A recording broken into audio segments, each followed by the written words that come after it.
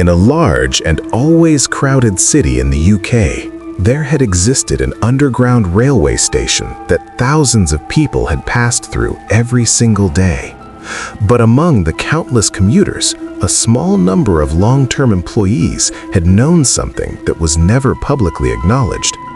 It had never been written in reports, never appeared in official logs, and no passenger had ever been formally warned. The station itself had appeared completely normal to anyone on the surface.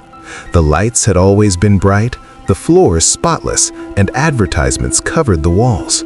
The echo of hurried footsteps had filled the corridors, and trains had continuously arrived and departed on schedule. To a casual observer, the station was perfectly ordinary. But there had been one platform, one area where ordinary rules had never applied. Platform 6. During the day, nothing unusual had been noticed. The bustling crowd had blocked any hint of strangeness, and no sound, movement, or shadow could have given a clue to the events of the night. Yet when the rush had ended and the platform had grown quiet, things had begun to change. It had started subtly. First, the light had shifted. No bulbs had blown out, no switches had been tampered with, yet the bright fluorescent glow had slowly taken on a sickly yellow tint, as if the air itself were decaying. Shadows had stretched unnaturally along the walls and floor, clinging to the corners of the platform as if alive. Then the temperature had dropped. The chill had been sudden, enough that commuters had seen their breath condense in the air. Yet oddly, the heating system had still been running.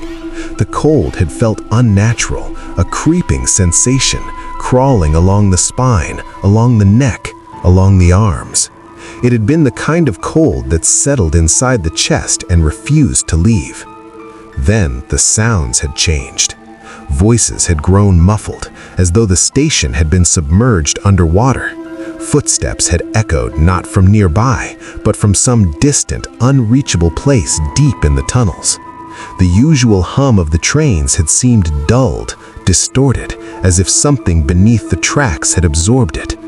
Even the electronic display boards had blacked out for a few seconds, showing only pitch-black screens before flickering back to life. The older staff had always known what this meant. It was the moment when it was about to arrive. From the darkness at the end of the tunnel, a glow had appeared. Not the sharp, focused beams of a regular train. This light had been diffused, spreading like mist, faint and almost tangible.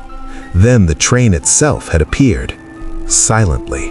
No mechanical screeching, no vibration, no clanging of metal. It had glided along the tracks as if suspended in the air, completely weightless. Its doors had opened without sound. Passengers inside had been visible, yet they had not moved. Not a single head turned, not a single hand twitched. They had sat perfectly upright, eyes wide open, as if frozen in time. Some had described their eyes as unnaturally large, impossibly fixed, and when a new passenger had stepped inside, those eyes had slowly, deliberately turned toward them, all at once, silent, no blinking.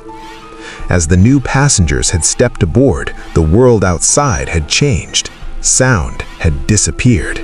The heavy, oppressive air had made breathing feel different, almost irrelevant. Some had claimed they could still breathe, yet it was as though their lungs were empty, and yet their bodies continued moving as if carried by the train itself. The reflections in the windows were wrong, delayed, slightly distorted, as though looking at someone else entirely. Sometimes, if one stared long enough, the reflection had moved before the body itself. The train had moved, slowly at first, then faster. But the next station had never come. According to the maps, the next stop had been only minutes away, yet the darkness outside never changed. 10 minutes passed, 15, 30. There had been no announcements, no slowing down, only the endless hum of the train gliding forward into a tunnel that never ended. Some had reported hearing scraping beneath the train, long, dragging noises as if claws or nails had been scratching along the metal tracks. The sound had moved rhythmically along the train's length, always behind, always following, never letting up. Some passengers had felt something else, a cold breath brushing the back of the neck, just above the shoulder. It had been so close that the sensation felt real, tangible, yet when they had turned, there had been nothing, empty seats, just shadows. Yet moments later, the frozen passengers across from them had lifted their eyes simultaneously, staring not forward, but at something behind the new passenger. In the station's security control room, the staff had kept unusual records. Never disclosed to the public, these logs detailed unannounced stops, the times, durations, and possible boardings. Sometimes cameras had captured the train arriving, doors opening, people entering, but when the same train had passed the next camera along the line, the number of passengers was greater than the number who had originally boarded. And sometimes no train had appeared at all, yet the platform had emptied as if everyone had vanished together. Among the staff, a silent rule existed. If anyone was on platform 6 and suddenly felt the air growing unnaturally cold, the lights sickly and dim, the announcements stopping mid-sentence, a faint, misty glow appearing at the far end of the tunnel, they were told to step back, keep their eyes down, wait for the doors to close. Because anyone who had entered never remained a passenger. They became a presence, something else. On certain nights, even regular trains carried a mysterious extra figure, perfectly still, never blinking, expressionless. If someone had sat beside them, it had become clear after a few minutes, this person cast no reflection. In the glass, they could see themselves and nothing else. Yet behind them, a new seat quietly filled itself.